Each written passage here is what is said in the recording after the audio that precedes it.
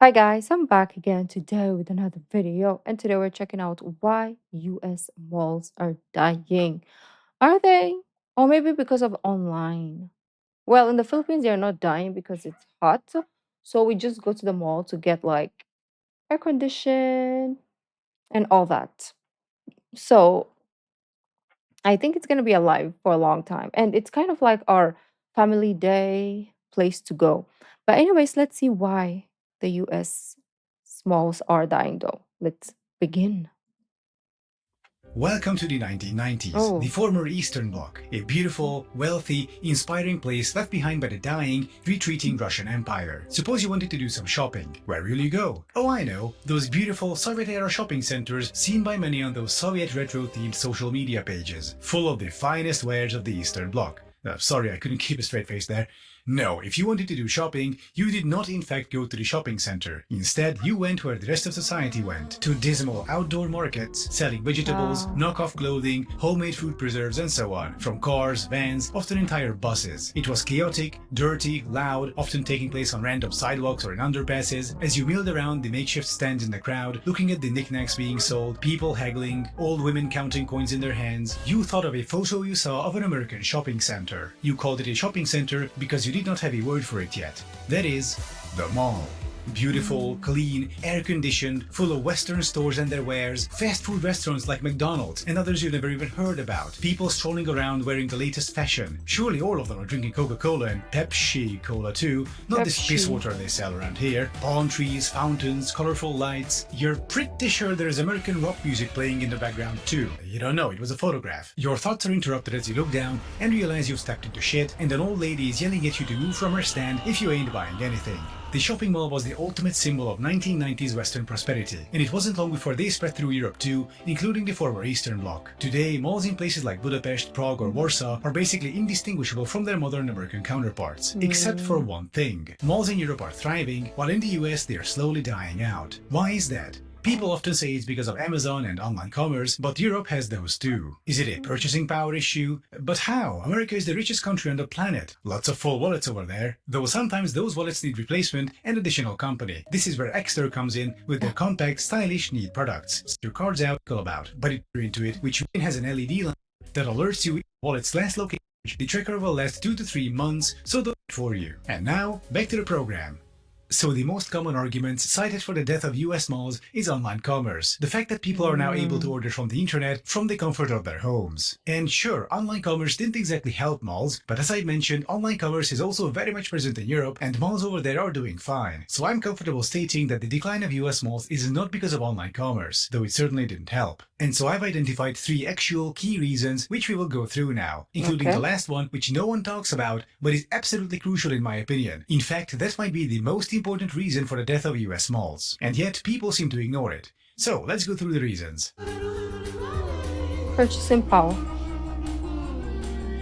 Malls are only alive as long as they have customers who can afford to buy their stuff. And in the US, this isn't the case everywhere. Entire regions lost their well-paying jobs as industry went offshore. Looking at the central US today, those libertarians weren't joking. The free market really took care of those regions. As high-paying jobs left, so did many people. Those who stuck around were considerably poorer and often couldn't keep many of the malls alive. So did this happen in Europe? Well, not really. European economies are built differently, especially those in the EU. Yes, there is a competitive capitalist market, but with important quirks. To illustrate this, let me talk about trains for a moment. A couple of weeks ago, I went hiking to the Czech Republic. First, I took a train from Leipzig to Chemnitz, where I met my friend. The next day, we took another train to Dresden. Both of these trains were operated by a company called Transdev. Then we went on to Liberec on a train operated by the company Die Länderbahn. Finally, from Liberec, we took a train operated by Arriva to Železný Brod. So private rail operators all the way. Or were they? Arriva is owned by Deutsche Bahn, the German state railway. Die Länderbahn is a Trenitalia subsidiary, which is the Italian state railway. And Transdev is majority owned by the French government. And these state-owned companies compete in free market tenders across the EU where they try to offer the best price they can to local governments to provide rail service on a given line. Usually anyway. It's an interesting mixture of the private and the publicly owned. It's like a state capitalist free market. And it seems to be working pretty well. All this is to illustrate European economies work differently and aren't subject to the same types of shocks the US economy is. With very few exceptions, European purchasing power has been rising across the board. Even in Central and Eastern Europe, the poorer parts indicated by this chart. chart, and this increase has been more geographically even compared to the US, so there aren't any continent-sized, newly appeared economic black holes like the Rust Belt, or such enormous, unaffordable urban areas like on the West Coast. Also, in Eastern Europe, major regional economic depressions happened before malls came about, so local malls dodged that bullet, but they did something else in Europe, or rather, they didn't do something, which Americans did.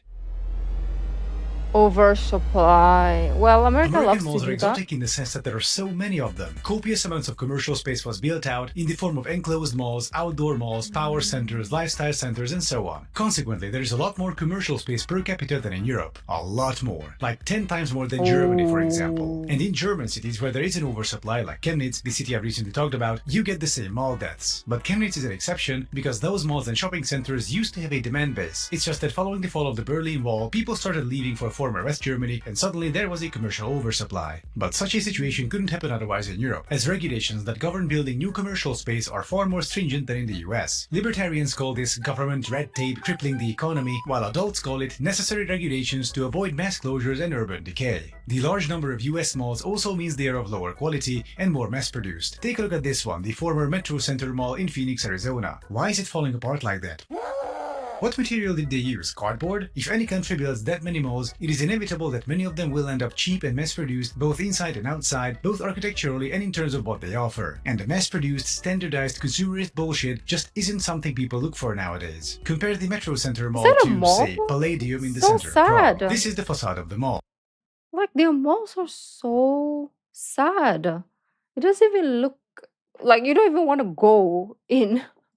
That's a real historical building into which they integrated the whole thing, and it continues on behind. It's a well-made building, and the interior is also high quality. It's actually right across an old Soviet-era shopping center too, so that's a neat callback to the start of the video. But Palladium is a positive example in something else as well. Palladium. The third reason why US malls are dying. Namely, Bad urban planning.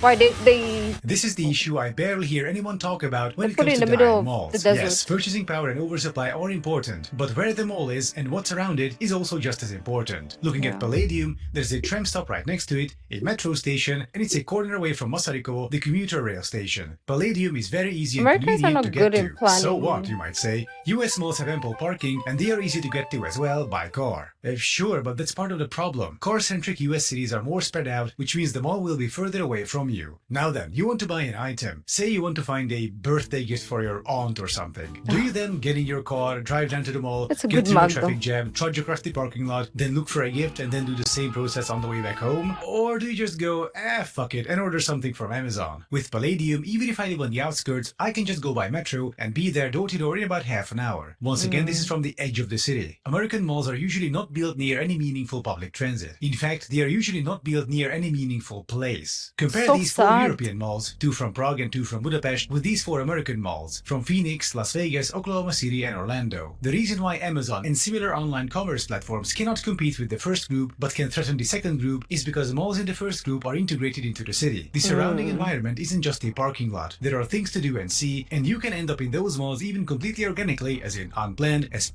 Here in the Philippines, I've never seen a mall that's deserted in the middle of nowhere and you cannot go to because what's the point, right? Not everybody has cars over here. Most people we take the public transportation, so of course it's gonna be a ride away, a taxi away, a train away, a jeep away, whatever.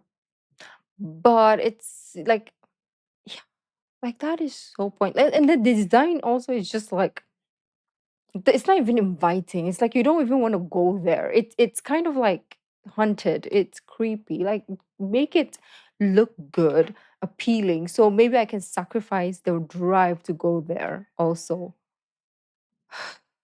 Sucks. part of you walking around downtown. With the second group, you have to make a conscious effort to go there. Nobody will trudge through a kilometer of parking lots on foot. The GPS won't take you there spontaneously. You have to make the decision at home to go there and then make the effort. Then Sometimes- companies like Amazon come along and say, hey buddy, we can save you all that effort. And so the malls are dying. Malls, hell, all commerce, has to be an organic part of towns and cities. People should be able to get to them by means other than a car, and conveniently. Such integrated commercial spaces are far more resilient. If your commercial spaces aren't resilient, if you just plop a big box outside the town, don't be surprised when it goes bust in a few years. And then it's bulldozed for the next thing to be put up, for it to go bust the same way, and then get bulldozed, and then the next thing. and the next, and the next, so on and so forth. And this is why many American malls are either dead or dying. In the end, it all comes down to policy, economic, and urban planning. If you are an American and want to do something about this, Strong Towns is just the organization for you, fighting for the exact things I've mentioned in this video, aiming to create living, resilient, human-centric places instead of the mass-produced car-centric retail deserts. So do check them out. And I thank everyone for watching, and as a reminder, you can use my link in the description to get up to 35% off extra products. Okay.